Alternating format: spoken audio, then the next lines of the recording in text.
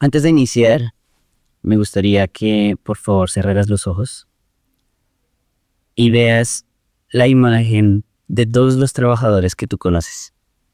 Tus padres, hermanos, personal de aseo, vigilancia, gobernantes, etc. Y mientras lo haces, quiero que escuches esta canción que voy a colocar. Cuando termine la música, vas a abrir los ojos lentamente y luego vas a escuchar lo que tengo que decirte.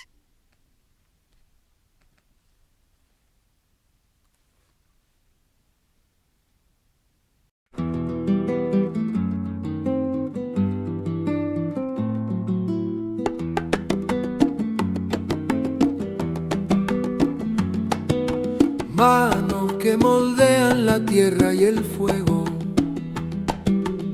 pies que recorren caminos de acero. El sudor dibuja ríos en el suelo. El mundo gira por tu empeño, el mundo vive por tu sueño. Trabajador de sol a sol, eres la rueda, eres motor. Tu fuerza es aire, tu alma es luz. Equilibrio del mundo eres tú.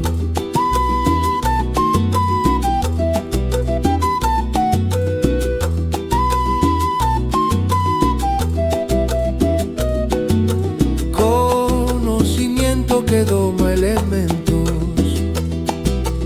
sabiduría que viaja en el viento. Tu corazón late al ritmo del tiempo. Trabajador de sol a sol, eres la rueda, eres motor. Tu fuerza es aire, tu alma es luz. Equilibrio del mundo eres tú. Un martillo canta una pala danza. La luna observa, la noche avanza. Tu esfuerzo brilla como esperanza.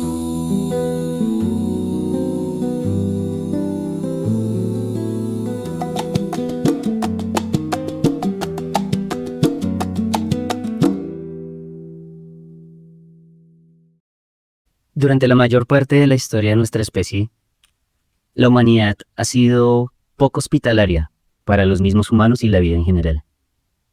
Un reino sombrío y desolado, más parecido a veces a una extinción masiva que a un ciclo de agua purificadora y dadora de vida.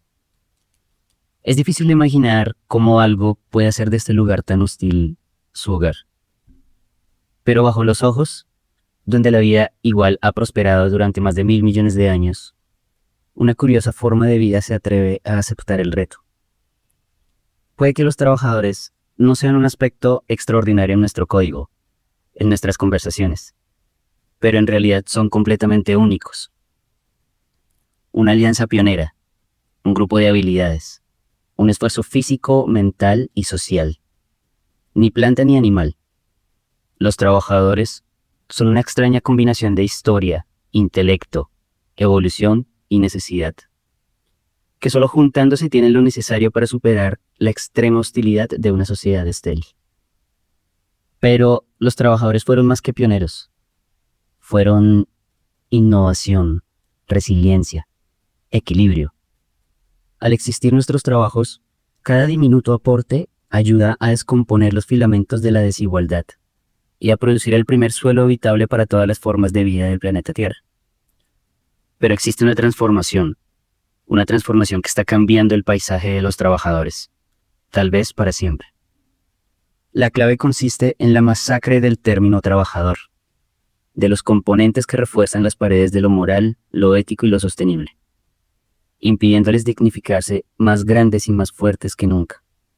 La clave está en la explotación de las personas, que ya no solo se limita a extraer el alma y el cuerpo de los trabajadores en empresas jurídicamente legales, donde el trabajador además es usado como un lastre, sino que ahora se disputa a través de las diferentes formas criminales el acceso a la dignidad, un trabajo digno y sobre todo a la vida.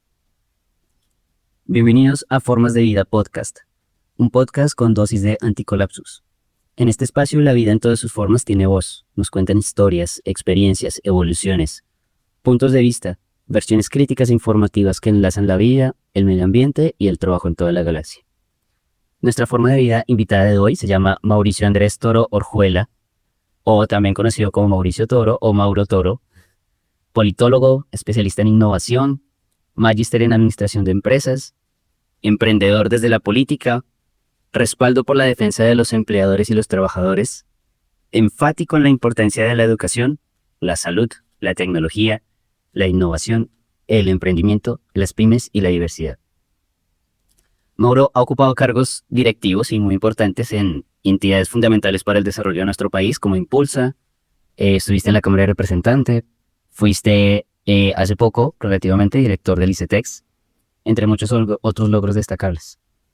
Pero creo que Mauro hoy viene con rabia venimos un poco con rabia, con denuncia, venimos en contra de ellos, de esos criminales de los que vamos a hablar hoy un poco a través de nuestro trabajo.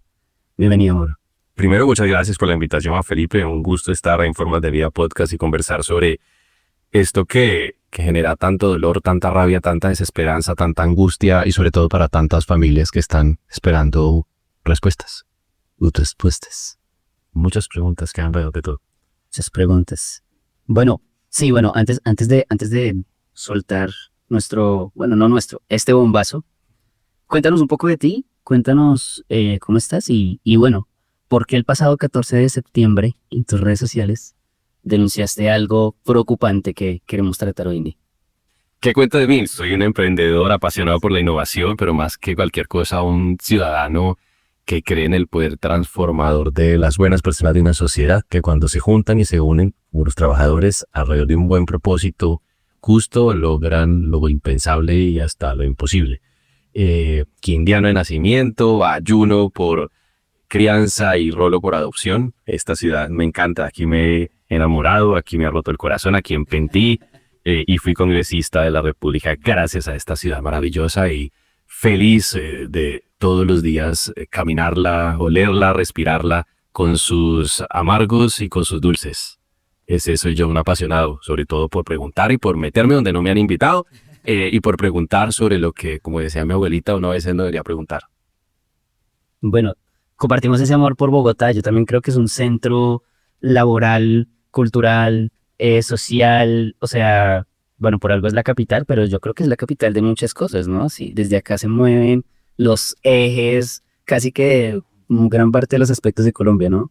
Creo que además es la inspiración de muchos países centroamericanos. Mucha gente, uno dice, no, tienen sus ojos puestos en cómo Estados Unidos y no, muchas veces dicen, oiga, qué chévere Colombia y lo que hacen allá y somos referentes en Bogotá de muchas cosas bonitas para otros países y otras culturas. Bogotá lo tiene todo, tiene lo bonito, lo feo, lo malo y lo bueno de lo que es una urbe tan grande, llena de tantos retos y desafíos. Yo creo que hay un concepto que yo últimamente estoy autoaclarándome porque seguramente tienes una definición técnica y es el concepto de primer mundo. Cuando para mí suena como primer mundo es un término netamente económico, ¿sí? Pero yo me pregunto, ¿qué sería de una sociedad, digamos que económicamente rica, si tuviera la calidez de las personas colombianas, si tuviera el empuje de un emprendedor bogotano, si tuviera la paciencia de un conductor, ¿cierto? Entonces yo pienso que a veces la gente dice, no, sí, el primer mundo, Bogotá no es primer mundo. Bueno, de nuevo es un término para mí como muy específico, pero somos primer mundo en muchos aspectos, ¿no? Sí, es que yo soy muy malo para las etiquetas porque la humanidad tiene obsesión por etiquetar todo, como por darle una explicación, ponerle nombre a todo y a veces las etiquetas llevan una mirada errada de lo que debe ser. Entonces, ¿qué es primer mundo? Eso es lo mismo que cuando en Bogotá dicen muchos servidores públicos y periodistas esto de la Colombia profunda, como para referirse como a los municipios alejados de la capital y de la urbe bogotana, y ¿qué es lo profundo? Yo no entiendo. Profundo es Bogotá. Esos municipios y departamentos maravillosos son la primera capa de lo que es la originalidad colombiana, de lo que es la cultura, y a veces tratándolo de ver como si fuera de por allá, la oculta, y no, resulta que ellos no llegaron primero allá que acá, y se empezó por allá que por acá. Entonces es lo mismo de lo del primer mundo. ¿Primero en qué sentido? ¿Primero de dónde? Profundo también en qué sentido. Sí, entonces, si uno se pone a mirar, primero llegaron abajo los indígenas y las primeras poblaciones a lo que hoy conocemos como Perú y a lo que conocemos hoy incluso hasta México, pero fuimos primeros allá. Entonces la pregunta es, primero, ¿de dónde? Esas etiquetas son raras. Las pone el que las crea tratando de ser el primero cuando no lo es.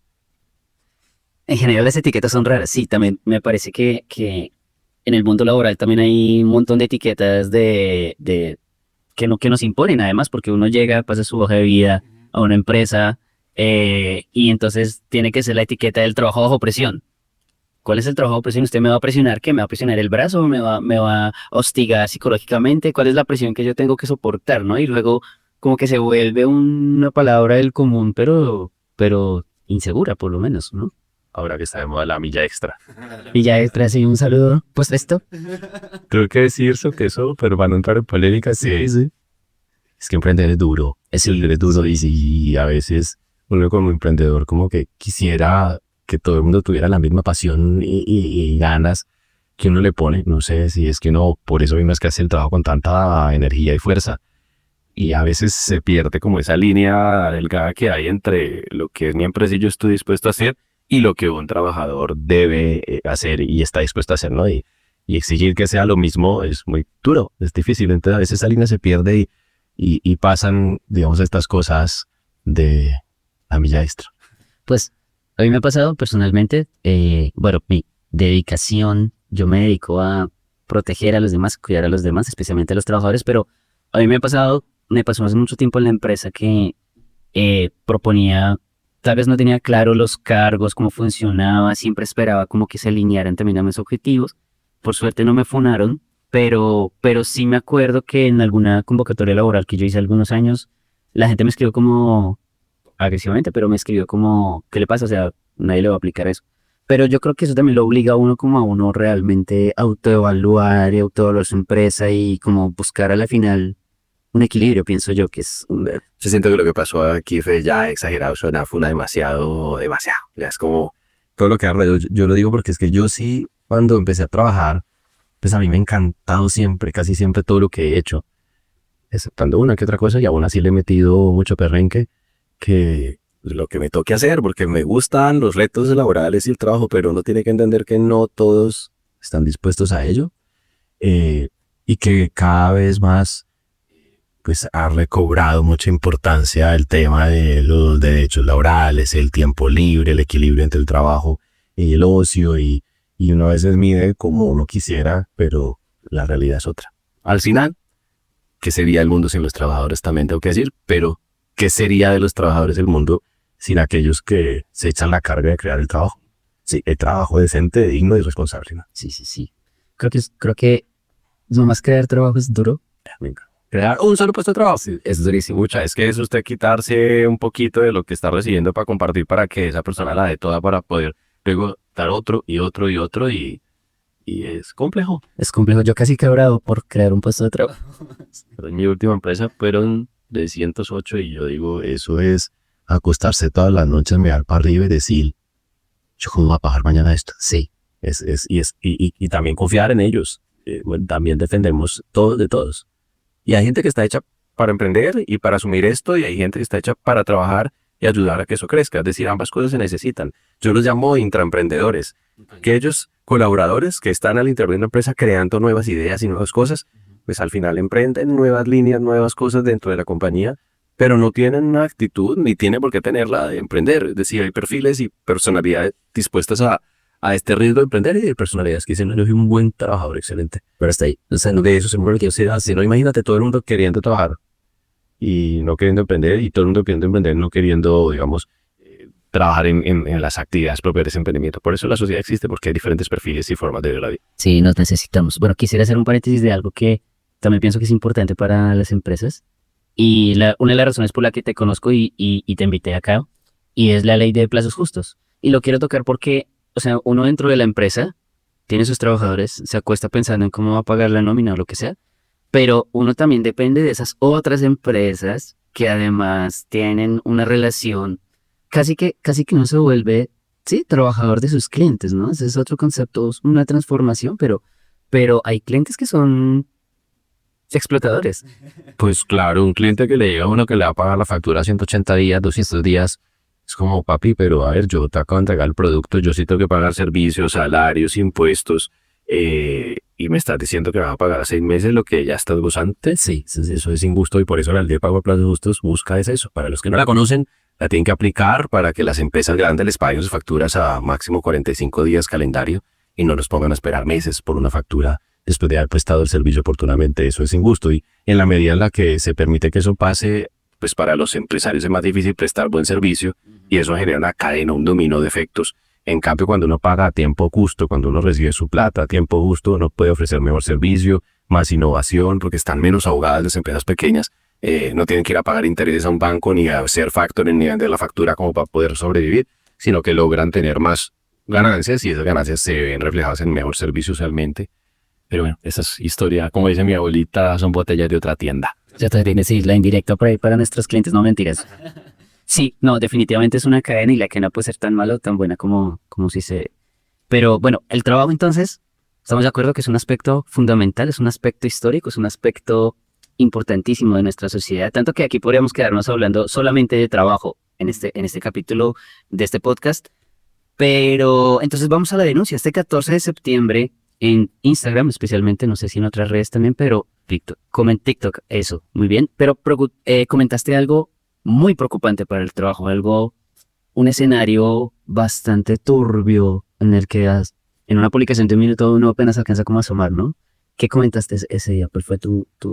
Pues una preocupación grande de un fenómeno que está ocurriendo en Colombia y que ha venido creciendo los últimos meses y es, pues yo creo que es la explotación laboral que están sufriendo muchas personas en otros países con esto de la contratación de mercenarios colombianos para otras guerras que no son las nuestras, ni las de ellos, ni las de nadie.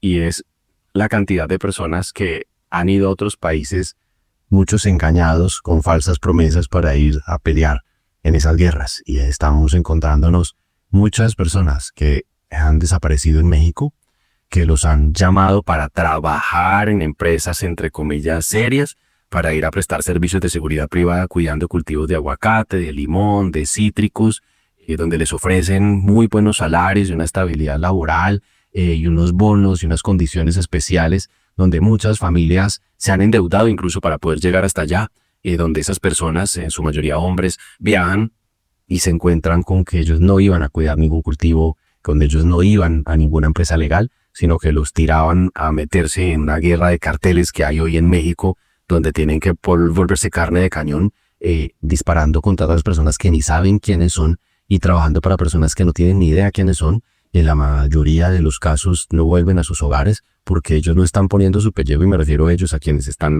reclutando, sino que llevan colombianos. Y eso luego se vio replicado en la guerra en Ucrania, donde hay personas que están reclutando mercenarios colombianos para que vayan a pelear una guerra que no es suya. Y pasa lo mismo, les ofrecen salarios astronómicos, condiciones especiales, que en muchos casos, de este caso sí no se ven reflejados, con un trato indigno laboral de lo que está pasando allá. Y luego nos pusimos a mirar y también está pasando de mercenarios en Sudán del Sur, que los están llevando para grupos de reacción inmediata y casi todos tienen la misma condición. Es una trata de personas donde no les pagan lo que les prometieron, donde las condiciones no son de las que les hablaron, jugaron con su necesidad y hoy con su dignidad. Y esto pues tiene a miles de familias angustiadas, porque muchas no saben dónde están sus familiares, otras tantas tienen noticias, les dicen que están heridos, pero que no saben dónde están, y unos muy pocos que se han podido escapar, porque son muy pocos que vienen a contar la historia a Colombia, a decir, por favor, no se dejen engañar, y bueno, sin decir la cantidad de colombianos que han fallecido en esos lugares y se fueron pensando que iban a poder dar mejores condiciones a sus familias aquí. ¿Cuánto es más o menos el salario que se sabe que ellos les ofrecen para hacer este tipo de...? Hay de todo. Hay personas a las que les ofrecen $1,500 para estar unos pocos días al mes. Hay personas a las que les han ofrecido $3,000, personas a las que les han ofrecido $5,000. Y hoy con $1 a $4,000, que es una persona que le ofrecen $3,500, $5,000, pues dicen, Dios mío, ¿yo cuándo me voy a ganar un salario de $3,500? Es que multiplica 13 y 9 son 12, 13 millones de pesos. En el peor de los casos, $1,500, pues dice, oye, me van a pagar 7 millones de pesos, 5 millones de pesos por irme para allá y que me van a dar garantías y que salud y que buena dormida, porque además les dicen que $1,500 libres, que porque le dan la comida, la alimentación y la seguridad social. y resulta que eso no es así. Entonces les ofrecen esos valores y pues son familias que en su mayoría o son vulnerables, no tienen ingresos porque están desempleadas, o si tienen ingresos pues no son lo suficientes para sacar una familia adelante y por eso es que terminan engañados por allá. Es terrible. Bueno, yo encontré algunos datos de la OIT. Los enlaces igual de las fuentes los voy a dejar en la descripción del video. Pero yo encontré los siguientes datos. Mira, dice que según la OIT, 49.6 millones de personas vivían en condiciones de esclavitud moderna en 2021, de los cuales 27,6 millones en situación de trabajo forzoso y 22 millones en situación de matrimonio forzoso. No había escuchado lo del matrimonio forzoso dentro de la trata de personas, pero ya voy como entendiéndole. Dice que de esos 27.6 que están en trabajo forzoso, 17 millones son personas explotadas en sector privado y 6.3 se encuentran en situación de explotación sexual comercial forzosa. 3.9, estamos hablando de millones, 3.9 millones en situación de trabajo forzoso impuesto por el Estado. O sea, esto también ocurre en estados fallidos. Tú mencionaste algunos países, yo encontré también aquí como algunos clave, ¿no? Ucrania, México, creo que mencionaste África. ¿Qué está pasando? O sea, ese panorama global nos está atacando a Colombia con todo. En general, el mundo es injusto, el mundo está lleno de personas crueles y uno no logra entender cómo alguien puede someter a otra persona sabiendo el daño que está haciendo y es aprovechándose de esa vulnerabilidad. Pero retomando esa cifra que dices, hasta donde conocíamos la trata de personas usual, pues tenía que ver con una trata de explotación sexual o laboral, es decir, personas que, sobre todo en este caso de la sexual, son muchas mujeres que van engañadas a trabajos a otros países donde les ofrecen salarios, educación, comodidad, llegan a esos lugares, les quitan el pasaporte, los hacen firmar unas cartas de letras de deudas que tienen que pagar y pueden durar 20 años pagando esa deuda, 10 años pagando esa deuda y no les devuelven su pasaporte, pero además les dicen que van a atentar contra sus familias porque saben dónde están, las manipulan psicológicamente y las esclavizan. Y eso digamos que es un fenómeno más conocido, digamos, en esta discusión internacional, y lo mismo la esclavitud laboral, personas que llegan a hacer trabajos en la misma condición, pero hasta ahorita se está descubriendo este tipo de explotación de mercenarios que llegan allá, que podría ser laboral de alguna manera si lo quieres meter en una casilla y etiquetarlo, pero al final esta es un fenómeno nuevo y una aproximación que no se había visto en los últimos años tan de frente y sobre todo tan numerosa, porque en Colombia ha venido aumentando el número de personas. Es difícil poderlo rastrear porque las autoridades no tienen, digamos, ese conocimiento porque no se había desplegado digamos, con tanta fuerza como los otros dos. Y esto ha venido aumentando desde que se firma la paz y se incumplen los acuerdos de paz en los gobiernos subsiguientes, donde una cantidad de personas desmovilizadas del conflicto armado empiezan a quedar sin oportunidades laborales ante el incumplimiento de ese acuerdo de paz por parte del Estado, y en esa necesidad caen en esas redes. ¿Por qué? Pues porque son exguerrilleros, porque son personas que saben usar armas, porque son personas que saben disparar, se saben defender, porque fueron entrenadas al final. Y para esos grupos ilegales que están esclavizando a esta gente en otros países, pues se ahorran demasiado el entrenamiento, lo que implica entrenar a una persona para que sepa usar un arma, lo que implica entrenar a una persona en contraguerrilla, lo que implica entrenar a una persona psicológicamente para estar en un atentado, para estar en una toma, para estar en un momento de guerra y conflicto, pues es demasiado. Y aquí está gratis, porque esto ya lo sabían hacer. Entonces está esa precarización de esas personas que no encontraron. Y por otro lado, pues están todos nuestros ex policías y fuerza pública que se pensiona temprano, pero en muchos casos no con buenos ingresos, y que están jóvenes y que sirven para esos explotadores y esos secuestradores, porque en muchos casos son secuestradores los que están llevándose a esta gente, y allá los ponen como carne de cañón, aprovechándose de esa vulnerabilidad económica. O sea, a pesar de que estamos hablando de una nueva forma, una nueva modalidad de tratar, de todas formas el problema sigue siendo de fondo. O sea, cuando tú mencionaste los acuerdos de paz y bueno, la implementación de los mismos, pues ahí se ve que es de fondo. O sea, ¿qué pasó con esa reinserción, capacitación laboral, toda esa cuestión? Pues en últimas, no sé si decir que falló, no creo que sería muy atrevido de mi parte, además desde mi desconocimiento, pero sí hay un problema de fondo, muchos problemas de fondo. Falló. El gobierno anterior debió haber implementado sus acuerdos, esos puntos, y si el gobierno anterior no lo hizo por un tema de ideología, no sé, pensando que iban a beneficiar a quién, y todas estas personas que quedaron esperando que les ayudaran con un recurso para emprender, que les ayudaran a formarse con educación para insertarse en las empresas, pues nadie les ayudó. Muy pocos empresarios que se pusieron a 10 pudieron hacerlo solos a su manera, pero las entidades del Estado colombiano, por esa directriz de ese gobierno del expresidente Duque, pues terminaron incumpliéndose. Y hoy estamos viendo que todas esas personas o volvieron al conflicto armado interno colombiano y se volvieron a insertar en diferentes grupos, narcotraficantes, guerrillas que han venido creándose nuevas, grupos ilegales y armados o disidencias de esos grupos, en su defecto, han salido a prestar estos servicios en donde ya hemos hablado, en Sudán del Sur, en países del África septentrional y sur, y encontramos en el Oriente Medio, y encontramos en Ucrania, y ahí empezamos a ver pues que nos volvimos desafortunadamente y tristemente unos exportadores de mercenarios, pero es por esas faltas de cumplimiento y de oportunidades que no se les dieron aquí, y esa falta de diálogo social, y tengo que decir que este gobierno tampoco es que haya hecho el mejor esfuerzo para cumplir del todo, y eso lo que genera es que nos volvamos nosotros pues esa ropa de trabajo que explotan en otros países, pues la gente necesita comer. Y sobre todo estos muchachos que reclutaron cuando eran jóvenes, que no han tenido otra oportunidad, ni han estudiado otra cosa, ni tienen otras habilidades desarrolladas, pues son presas fáciles de esta gente que antes de poner a sus ciudadanos los ponen a ellos. O sea que las personas más propensas en caer en este tipo de tratas vendrían siendo ¿quiénes? Primero, ex militares, ex policías. Lo primero son excombatientes de cualquier lugar, tanto sea de grupos ilegales desmovilizados o grupos armados en Colombia, y en segundo lugar, fuerza pública retirada. Para quienes nos oyen, por el tema del riesgo de lo que implica ser militar o policía en Colombia, se pensionan a los 20 años de servicio, y muchos de ellos entran a los 18 años, a los 19 años, a los 20, es decir que nosotros tenemos fuerza pública pensionada de 36 años, 38 años, que gente que está joven en plena vida laboral, y no es que se pensionen muy bien. Muchos se pensionan con un salario mínimo, 2 salarios mínimos, pero tienen hijos, familias, obligaciones, más los descuentos de ley, y pues tienen el sueño válido y legítimo de cualquier ciudadano de tener mejores condiciones, de tener un apartamentico propio, una casa propia, de poderle dar educación a sus hijos, de montar un negocito para seguir trabajando, porque se pensionan jóvenes con muchos problemas de lo que implica haber estado prestando 20 años el servicio de proteger a la patria.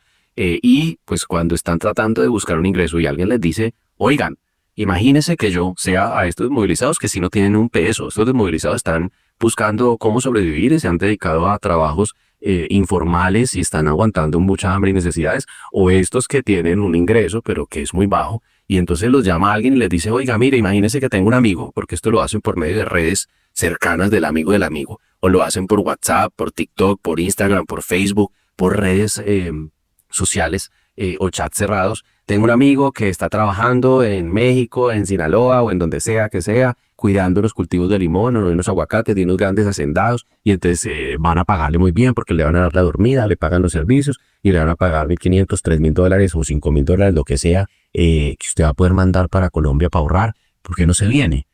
Pues la gente dice, no, pero ¿cómo? Pues, oiga, pues yo aún acostumbrado, dirán ellos, a dar plomo en medio de la guerra en Colombia, en una selva, en unas necesidades brutales, y me van a llevar a cuidar un cultivo de aguacates o de limones, pues fue madre, o sea, más que preparado, más que firme va a estar allí, porque ya ha comido mucha de la que sabemos y esto no se pareciera ser tanto, y pues dicen, bueno, que me vaya 2 años o 3 años, ahorro para mi emprendimiento, para pagar el crédito de la casa, para la universidad de mis niños, y vuelvo. Y las familias tienen esas conversaciones, pero además ellos mismos compran los tiquetes, porque ni siquiera es que les digan les vamos a mandar. Entonces estas mismas familias compran los tiquetes y además tienen que tramitar sus pasaportes y en el caso de los que necesitan visas, sus visas para viajar. Y llegan allá y se encuentran con que apenas llegan les quitan el celular, los incomunican, les entregan un fusil, los montan en un camión a las 8 de la mañana otro día de haber llegado, van para allá y le dicen cuando dieron fuego a disparar, mijo. ¿Contra quién? Nadie sabe. Contra cómo, por qué, quiénes son mis compañeros, ni siquiera los reconocen,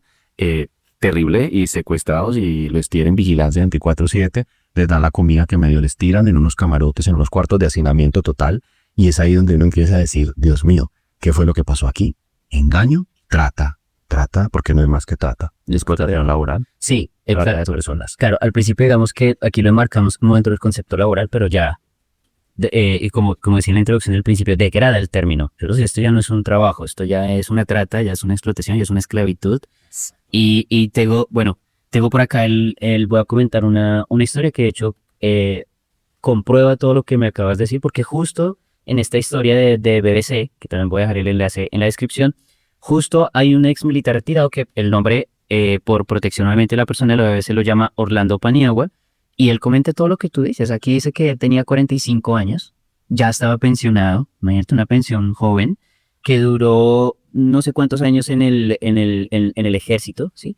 Y que a él precisamente un amigo, pero también un ex soldado o un ex militar, a él fue el que le envió la información, le dijo como, oiga, y precisamente por falta de oportunidades laborales, de esto, él dijo que salía y no se encontraba preparado para entrar a un mundo laboral, fue el que lo llevó y él tuvo que sacar sus propios pasaportes para irse a México a cuidar un campo de cultivo de limones. Cuenta él acá, él es una persona que tuvo mucha suerte, pero se escapó. Pero él cuenta que llegó primero sí al cultivo, al campo de limones, que allá todos tenían un camarote, un cuarto, ¿cierto? Que allá les hicieron dejar las cosas, que habían algunos otros colombianos, que había gente de las FARC, que había gente del ELN, y que él empezó a trabajar allá cuidando esos supuestos cultivos. Pero que en un momento, una noche, si no estoy mal, los reúnen y llegan personal en camionetas, full camioneta, todos armados, y que lo primero que le preguntan es, venga, ¿qué arma manejas? ¿Qué arma sabe manejar usted? Entonces ahí él ya hizo como, por aquí ya me metí en una vaina completamente extraña, y creo que le dan un fusil, bueno, por aquí está detalles más, detalles menos, le dan un arma, porque pues ya sabían manejarla, y lo ponen a hacer precisamente como turnos de guardia y lo que tú mencionaste ahorita, se los enfrentan de una vez con quién sabe quién, pero tiene que disparar, tiene que cuidar, tiene que enseñar, tiene que entrenar, porque también los ponen a entrenar al resto de las personas. Pero él un día dice que cometió un error. Él contactó al taxista que lo llevó del aeropuerto al lugar y le dijo que se quería devolver porque tenía que venir a hacer una vuelta en Colombia urgente. Pues obviamente, después de que él cayó en cuenta, el taxista también era cómplice de la red, que estas son organizaciones criminales internacionales. Pues el taxista lo delató y a él empezaron a hacer mucha mayor vigilancia. En todo caso, él como que supo llevar la situación, comentó que tenía una necesidad urgente aquí en Colombia, entonces que necesitaba mandar plata. A él le dijeron, bueno, ¿cuánto necesita mandar? Envió 1.000.000 pesos a un amigo, ni siquiera necesitaba, pero envió 1.000.000, como para decir, pero en de eso lo tuvieron en vigilancia. Una noche estaban por un campo, entiendo yo me imagino como un campo de algún cultivo alto, grande, y estaban caminando y él simplemente decidió, por intuición, parar y quedarse quieto. Y las otras personas siguieron caminando, estaba tan oscuro que él simplemente se quedó quieto y las otras personas se adelantaron. Ese fue el primer momento en el que se escapa, se devuelve, de alguna forma llega al campamento, toma sus cosas y muy hábil, además muy sagaz según la historia que cuenta, y claro, pues se ve también todo su entrenamiento en el ejército, logra determinar que es uno de los puntos cardinales, si no estoy mal, el sur, el más cercano en el que él va a encontrar una población, y se dirige hacia el sur. Pasan, no sé, días, se tiene que esconder, en algún punto suelta ya las armas que llevaba porque dice, ya esto ya a ver si me están estorbando, y se logra comunicar, creo que son 5 veces por celular, con un familiar o una persona en Colombia que lo contacta con una ONG en México y donde él reporta. Es donde las autoridades se empiezan a poner como de acuerdo y él, bueno, reporta eso, dice que solamente pues ya prendía para llamar y que comentaba, si yo no llamo mañana en la tarde es que ustedes no van a volver a saber de mí, pum, y colga para que le durara la batería del celular. En todo caso, pues logra escaparse, lo encuentran en la noche en algún punto también de México, me parece que viajó un montón de kilómetros, bueno, los detalles también están acá, y lo rescata la ONG allá. Pide asilo en Europa, en este momento, según la noticia, pues está en Europa y lleva un año tranquilo. Ahora, los cultivos en realidad son laboratorios de procesamiento de coca ocultos dentro de los tales cultivos de limones. Es decir, no se cultiva nada allí, sino que lo que hay es sitios para guardar armas de esas guerras que tienen entre carteles, lugares de tránsito para la exportación de cocaína y fentanilo. Es decir, no hay limones, no están cuidando en realidad cultivos, están cuidando esos, digamos, contenedores, laboratorios y demás. Y sobre todo, la gran mayoría los llevan a enfrentarse con otros cárteles por la toma y posesión de territorios. Claro, sí, es personal de fuerza, es personal de lucha. En el caso de México, porque viene la otra que es Sudán del Sur, guerras. En Sudán del Sur los reclutan para una cosa que se llama las fuerzas de apoyo rápido, que son unas fuerzas que están en contra, allá son estados fallidos, pues, donde hay diferentes gobiernos y entonces se enfrentan entre alas, gobiernan el país por mitades, y estas son como unos batallones de contraguerrilla que en Colombia por el conflicto armado están muy bien formados y entrenados, y allá los usan para eso, precisamente para atacar a las otras fuerzas, y se llaman las RSF, que son Rapid Support Forces o Fuerzas de Soporte Rápido en español, y es allá donde los llevan a disparar contra gente que ni siquiera sabe quiénes son, o sea, nuevamente peleando guerras que no son de ellos, y lo que pasa en Ucrania. En Ucrania pues es brutal también, y es cómo los llevan a pelear contra Rusia con una cosa particular, y es que les ofrecen unas condiciones espectaculares, pero cuando hay heridos, primero tratan a los ucranianos, atiendan a los ucranianos. Cuando hay comida, primero para los ucranianos y después para el resto de nacionalidades, incluyendo colombianas. Si hay que entrar a una clínica porque hay heridos, primero atienden y llevan a los ucranianos y posteriormente a los demás. Y luego que hay gente que lleva 6 meses esperando que les paguen sus salarios que no les han entregado, y los tienen allá diciéndoles que lo van a ganar. Cuando hice esta denuncia me llegaron amenazas al interior de mis redes diciendo sapo metido, no diga nada, porque ese video se viralizó en TikTok. Ahí lo van a encontrar como Mauro Toro hoy, ahí van a ver ese video que ya tiene 3.5 millones de reproducciones, y miren los comentarios del video. Qué cantidad de personas que dicen eso, y por interno muchas mujeres diciéndome, mi esposo se fue, no tengo información de él, está perdido, no sé qué hacer. Ayer, por ejemplo, me llegó un mensaje de un muchacho que me dice, hola Mauricio, mi tío se fue a pelear la guerra en Ucrania, tenemos información por parte de un amigo que dijo que lo habían herido en la cabeza, pero no nos volvió a decir nada más, estamos desesperados tratando de buscar información, a ver en qué ciudad está, y en qué lugar de la guerra en un país tan grande también, en términos de kilómetros pues, de frontera de guerra que tienen. Necesitamos ayuda. ¿Qué hacer? Es decir, esa tragedia está creciendo en Colombia de toda esta cantidad de gente que se va engañada. Son redes como decías tú, transnacionales de trata de personas. Sí, otro informe de la OIT que encontré para complementar lo que tú comentabas es que este informe es reciente, es del 29 de julio, y bueno, OIT, olvidé decirlo, es Organización Internacional del Trabajo, donde comenta que esto es un negociazo, o es decir, obviamente es muy difícil calcular cuánto están ganando estas redes criminales transnacionales, pero aquí dice que esta forma de trata de personas, cito textualmente, esta forma de trata de personas favorece el delito organizado, generando un beneficio aproximado de $40.000 millones estadounidenses, al año. $40.000 millones al año. Yo creo que esta cifra queda corta. Es difícil realmente calcular cuánto se está ganando, pero, o sea, esto, para que se entienda, es una red. De esto no es una empresita, es una super empresa que puede competir 5, 6, 7 veces con Coca-Cola, no sé.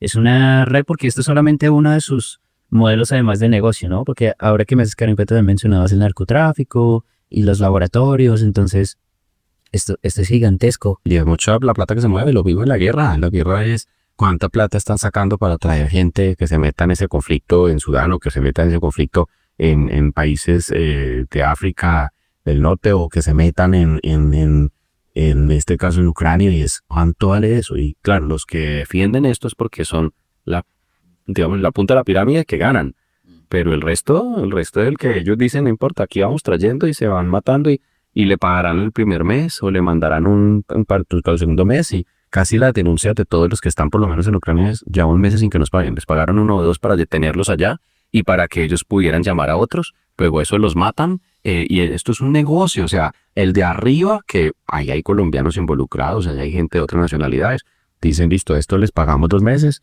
y estos se fueron, nos han hecho la munición, y el que sigue, y el que sigue, y el que sigue, y ellos van reclutando así, porque va gente llamando a decir, oye, a mí me ha ido bien, y porque les han servido 2 meses o 3 meses, y los que se salvan muchas veces son los amigos del dueño del negocio, ¿no? Que son los testigos que dicen, véngase, que esto no está tan difícil, y ahí es donde los clavan y los matan. Sí, y eso, porque bueno, también aquí justo en la noticia BBC, él comentaba que no volvió a saber de la persona que lo recomendó, tal cual el mecanismo que tú dices. ¿Cuáles crees tú que son los factores que están convirtiendo a Colombia en exportador de, ¿cómo lo decimos? En un exportador de mercenarios, entre otros? Pues bueno, en primer lugar, pues la necesidad.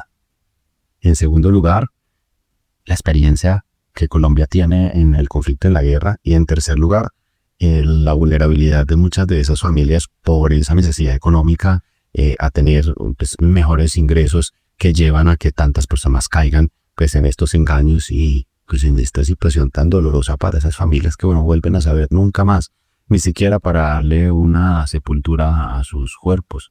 Porque lo que hemos encontrado son familias que están diciendo devuélvanmelo, aunque sea díganme, yo voy por él. Por favor, devuélvanmelo para poderlo enterrar. Y se encuentra con que es una industria, suerte. Para esa industria es basura. Es suerte, siguiente, ese no es mi problema.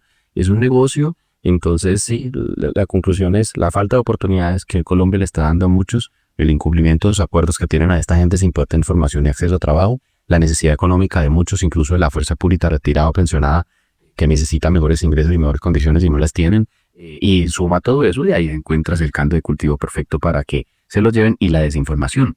Las personas se dejan engañar fácilmente y embelezar con la palabra dólares y el pasaporte y te van a llevar. Y ahí es donde caen en el error de creer que son empresas legales, constituidas, les meten mentiras, que esto es con el apoyo del gobierno. De hecho, esas empresas algunas están consolidadas en Emiratos Árabes, que ahí es desde donde se está haciendo parte de la logística. Y entonces cuando le dicen, mire, estamos en Dubái, estamos en Emiratos, y les hacen transmisiones y les muestran el video dónde están y en el lujo, pues la gente dice, oiga, pues esto como que suena bien, suena legal, suena que sí. Y por eso el reclutamiento se hace es por lazos conocidos. Un amigo de un amigo que le contó al otro, un primo de un tío, y así es que empiezan a hacer. Luego ese se desaparece, el otro está allá y se no lo volvió a ver y así. Es como una pirámide de estafa. Pero más que de estafa, de trata de personas. Las señales de advertencia, propuestas laborales, obviamente fuera del país, con unas condiciones, mejor dicho, supremamente buenas, que ni siquiera en internet, en LinkedIn está. Bueno, pero no sé si, es que yo no sé dónde escuché, pero también hacen reclutamiento por redes sociales, tú comentas. Lo hacen ahí, es que Lo son... pueden hacer por LinkedIn sin problema. Yo puedo crear una empresa en LinkedIn diciendo, mi empresa Pepito, necesito ex militares, pase su hojería. Así pasa, es decir, utilizan apps o canales cerrados como Telegram, grupos privados de Telegram de WhatsApp, redes sociales, Facebook, y esos grupos pues empiezan a pasar la información. Usualmente la gente no pregunta, pues son empresas que no mandan información ni paquetes ni existen. Pasa algo muy particular y es que cuando les dicen que manden una plata antes para poderles sacar el visado, porque muchas de esas industrias criminales se encargan de tramitarles los visados y les hacen comprar los tiquetes en rutas por donde no tenga que pasar por países con visa para que el solo pasaporte les permita y llegan allá al final después de hacer varias escalas. Eso es toda una red transnacional. Está muy real. Es una logística y una industria donde les prometen salarios altos que nunca van a llegar, donde les ayudan a gestionar las licencias, les ayudan a gestionar los permisos y que muchas veces son falsos y les ayudan a gestionar una cantidad de cosas y muchos de esos están por allá en Emiratos Árabes, en el Medio Oriente. Entonces, propuestas laborales demasiado buenas para ser verdad. Empresas que no tienen realmente un sustento legal de existencia, representación, Cámara de Comercio, aunque bueno, no se descarta que igual puedan enviar algún documento también falso, me imagino yo, cosas que lo están atrapando. No les mandan contrato, les dicen que ya lo van a firmar, que ya lo van a hacer. No. Y que además en una jurisdicción internacional, ¿a ti de qué te sirve que te manden el contrato y que te digan que es en Emiratos Árabes si ni siquiera hablas la lengua y está en otra jurisdicción? ¿Quién te va a defender? ¿Qué abogado vas a contratar? ¿Qué garantías vas a tener? Las empresas, entonces, ¿existen o no existen? ¿Dónde están? Simplemente preguntar siempre en los consulados. Mire, es que me están invitando pues llamen a la embajada del consulado o contáctense aquí con la Cancillería para preguntar, oiga, ¿eso es cierto con migración? Y se van a dar cuenta que el 99% de los casos es falso. Una empresa seria tiene su oficina de representación en Colombia, está debidamente acreditada en Colombia, tiene su página web, está con su NIT, tiene la información y no es por WhatsApp, por redes, es una información en correo oficial. La vinculación se hace desde aquí, es decir, como decían las abuelas, de eso tan bueno no dan tanto. Sí, claro. Primero que no tiene que pensar. Confíes y sabes mucho, muy bueno. Sí, así es.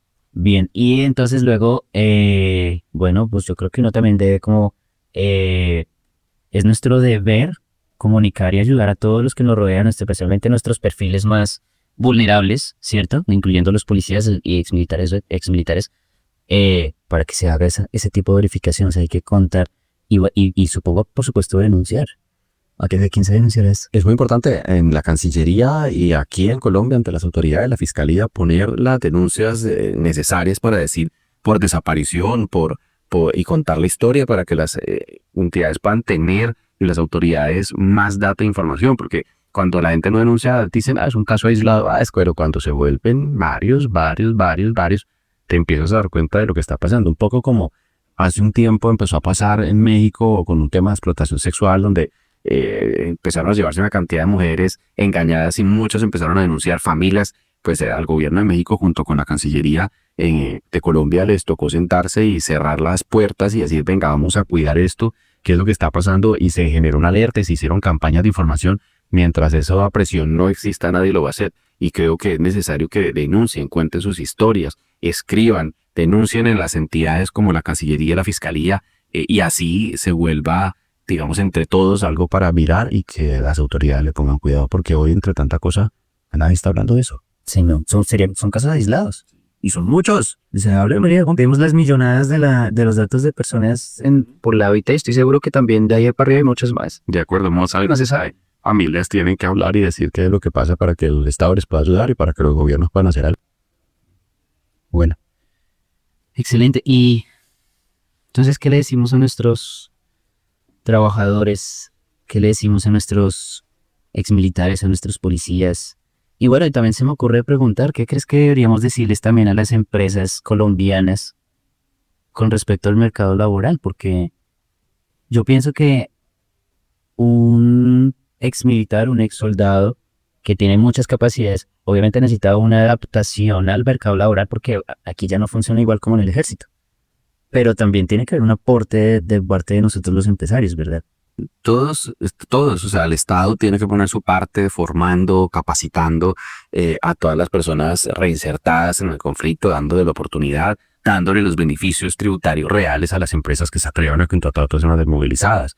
La formación, bueno, en el caso de la fuerza pública, pues también el tema de acceso a recursos para emprendimiento. Muchos quieren emprender. Yo conozco varios, porque en el Congreso me tocó ver varios de los que prestaban servicios allá, que ya venían a despedirse, ya me pensiono.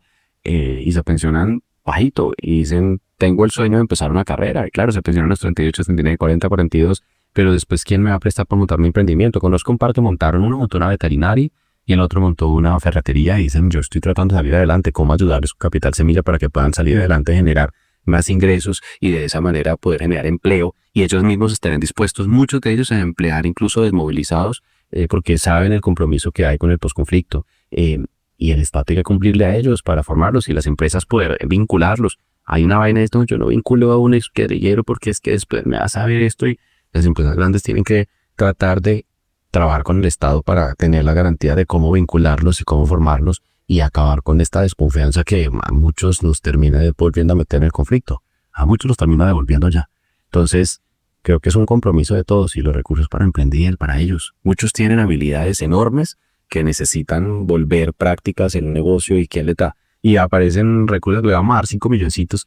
Con 5 millones no montan un negocio, con 5 millones no logran tener un emprendimiento. Yo creo que la banca, las oportunidades aquí tienen un papel fundamental. Y bueno, la alta consejería para el posconflicto y las grandes empresas de ayudarlos a crear sus propias marcas. Hay una cosa muy bonita que se abandonó medio que se llama la marca paisana, de lo poquito que hizo ese gobierno anterior, y era coger todos estos desmovilizados que pudieron montar emprendimientos cooperativos, y unos hacen café gourmet, otros hacen chocolate, otros hacen bebidas lácteas y montaron sus cooperativas, y esas marcas de esos productos se venden en la cadena de grandes supermercados porque esos supermercados decidieron comercializar la marca paisana.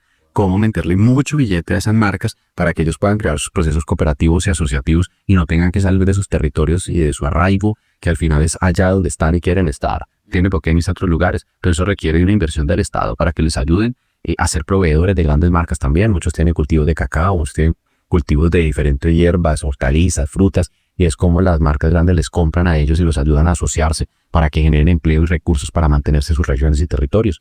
Eso hace falta un compromiso más fuerte del sector privado y del sector público para evitar que esto siga creciendo y sea peor. Sí, un breve asomo de lo que pudo ser una buena gestión, realmente impulsar el reintegro y la reconstrucción de la sociedad en general. Son colombianos, son hermanos, hay que ayudarlos. Muchos de esos cayeron en el conflicto cuando tenían 14, 15 años, los reclutaron, no saben hacer más, porque no les dieron más oportunidades. ¿Y cómo les vamos a dar oportunidades cuando hoy están movilizados? Llevan 7 años dando plomo y hoy dicen que yo me movilizo, entrego mi arma y quiero aportar a la paz. Y nadie les mira, nadie les quiere contratar, nadie les da un beso para emprender. Pónganse en el papel de ellos para estudiar, un cupo en una universidad, pero ahora muchos no terminaron el colegio, hay que ponerles a estudiar. ¿Y qué? ¿Y estudian y de qué viven y de qué comen? Porque entonces sí, les vamos a poner una escuela, bueno, ¿y de qué comen?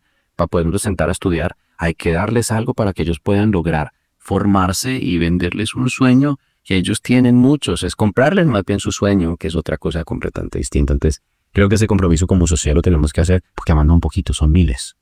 Y si no, vamos a seguir una espiral infinita de personas reclutadas por esos grupos narcotraficantes, terroristas y violentos que tenemos en Colombia. Yo quisiera también llamar la atención a las empresas que, a pesar de que, digamos, no están excluidas del espectro de contratar personas para poder reinsertarse a la sociedad y esto, de todas formas sí explotan a sus trabajadores, sí explotan a trabajadores que vienen de otros países, porque su situación económica ya tampoco puede estar muy buena, pero que llegan o a los mismos nacionales, a quien sea, y entonces ofrecen unos salarios que, mejor dicho, unas condiciones en las fábricas. O sea, yo creo que también se necesita que la empresa privada también se ponga en la cuestión de, oiga, cuidemos a nuestra gente, porque es que así cualquiera prefiere una opción fuera de Colombia que una fábrica aquí donde yo sé que a los 3 días se me va a caer un dedo y nadie me va a decir nada, nadie me va a apoyar nada, nadie me va a responder porque ni haré le tiran.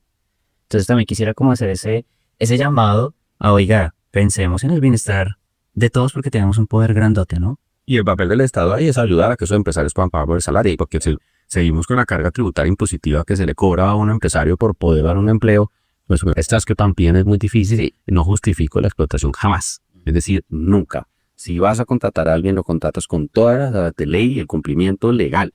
Eso tienes que hacerlo sí o sí, pero el Estado tiene que incentivar eso, quitándole carga tributaria a las empresas que las están ahogando y matando, para que así puedan generar más empleos dignos y de calidad. Y eso es fundamental, de lo contrario va a ser completamente imposible. Eso es fundamental. También pienso que un poco el empresario tiene una responsabilidad, porque el general de lo que yo escucho de muchos empresarios es, venga, miremos la forma de pagar menos, miremos la forma de hacer menos, miremos la forma de pagar menos a los trabajadores, me refiero, miremos la forma de todo el tiempo optimizar, pero a costa del otro, ¿sí? O sea, se despide un trabajador que ganaba 3 millones y al nuevo que llega a cubrir ese cargo le ofrecen 2.500 y al nuevo le ofrecen 2.300.000 más un bono prestacional no estoy diciendo que sea necesariamente una mala práctica, a menos de que tenga como todo claro, pero oiga, o sea coherente con lo que es también de avanzar, pero tienes toda la razón con la carga tributaria. Quienes hacen eso tienen una muy mala visión a largo plazo, porque al final eso termina repercutiendo en la productividad de la compañía, de la empresa, en muchas cosas. Las empresas cada vez están más ahogadas y también necesitan pues esa mano del Estado, pero creo que tiene que haber un equilibrio en todo al final. Sí. Laura, me gustaría pedirte que nuevamente ahora cierres otra vez los ojos, pero que pienses ahora en todas estas, vamos a hacernos una imagen de estas redes criminales, de estas empresas que no asegurar una buena condición laboral, de estos jefes que han salido incluso hoy en día en redes tratando a putazos a sus trabajadores, de estas fábricas, carnicerías donde la mercancía vale más que el mismo equipo de trabajo, de estas organizaciones criminales que efectivamente son un cáncer, y todas las consecuencias del desplazamiento forzado, la criminalidad forzada, la trata. Pero ahora lo hagas escuchando esta siguiente canción. Tírala. Vamos a tirarla.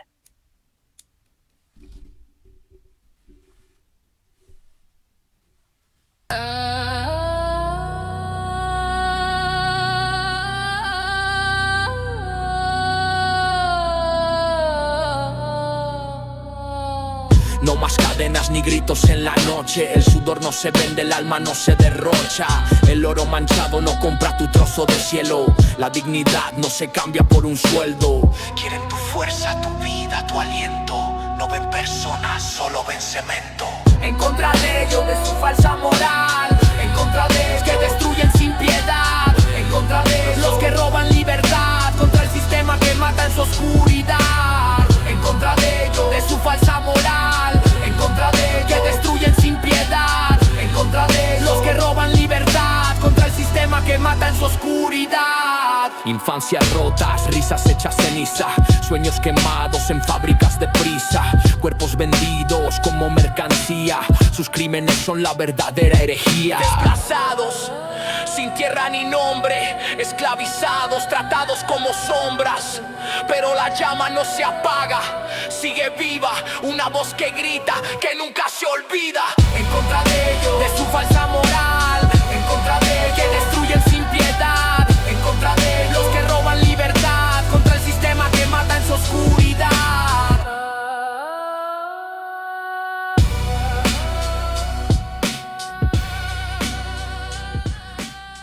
Dios mío bendito. Siempre. Saint, gracias, Mover, por este espacio. Me encanta verlos. Un abrazo. No. Bueno, estamos viéndonos. Que te sigan. Así, el Mauro Toro o en todas las redes sociales. Por favor. Chao. Chao, gracias.